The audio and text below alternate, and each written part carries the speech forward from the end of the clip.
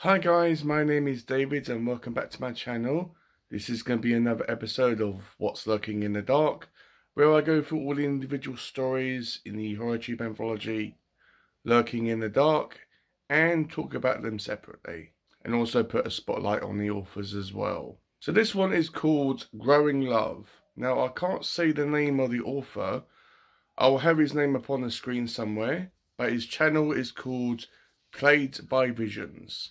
Now, I've watched a handful of his stuff already, and he's really big into horror, as well as the kind of weird side of horror. He has written stuff before, as well as a book that I have got on my Kindle called Poking Holes. So I'll have a link down below to his channel in case you want to check him out. So this story was extremely trippy. I wouldn't say confusing, but that's probably the best word I can use to describe it at this moment in time. And I do not know whether it was a metaphor for something or whether I was overthinking it. So this is about a mother who we don't know the name of, but she is having a baby. Now the story discusses about how the baby is acting within her womb and how it's scratching and clawing away and all that type of stuff. It doesn't sound very nice. It's all written in some sort of metaphors. I mean, the way that this author writes, it goes over my head sometimes. The way that he chooses to describe certain things. It's more like a form of poetry. I'm finding that's how to actually understand this author's writing style, is that when you're reading a poem, for example, a poem doesn't have a linear structure to it. It just is there to evoke some sort of emotion. And it's there left for interpretation. And it's just about how it makes you feel and what emotions it brings up in you. I'm finding that that's the same thing with this author. Is that the way he describes certain things, it's more like a form of poetry. The way that he decides to write and describe certain things. So when the baby is born, it has a enormous appetite for very strange and unusual things. And the mother, I believe, is living with her father as well. And yeah, the theme of motherhood and giving birth is a massive part of this book.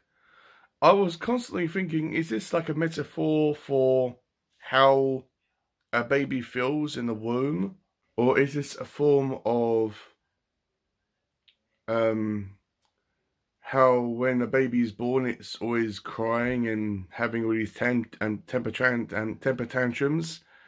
And I was thinking, is this a way of this author portraying that as being a form of monster or a evil creature?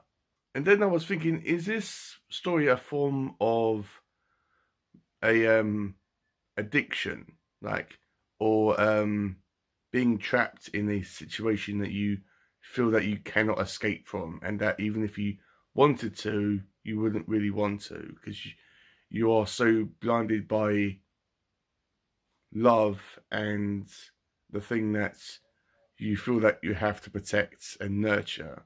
And even though I didn't fully understand this story at all, I decided to just go along for the ride and just to stop overthinking it and just to read it and go along on the journey and go along on the rides and just to not overthink it, but try to enjoy it. And in a way I did enjoy it. It's, as I said, it's very poetic.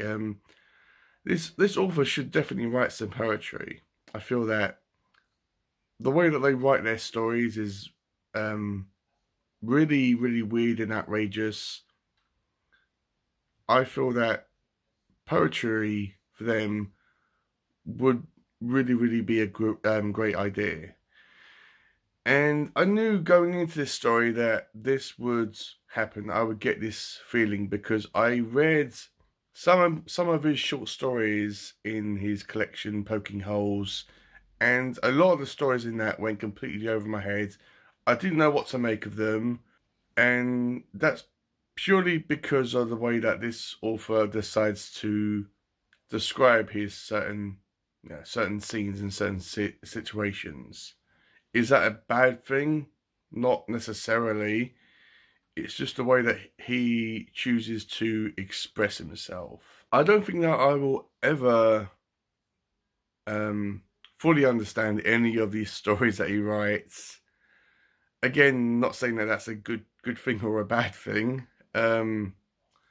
It's always good to read a story that is open to your interpretation, rather, and that makes you think, rather than just reading a story and thinking, well, you know, that's it. It's just told me everything. I don't have to think about it ever again. But I feel that this author's stories kind of linger in the back of your mind and make you stop and think and wonder about what you just read, whether it was good or bad, and just think about what the message meant. Hopefully I've made sense. But if I haven't made myself clear, I did enjoy this story. It's just that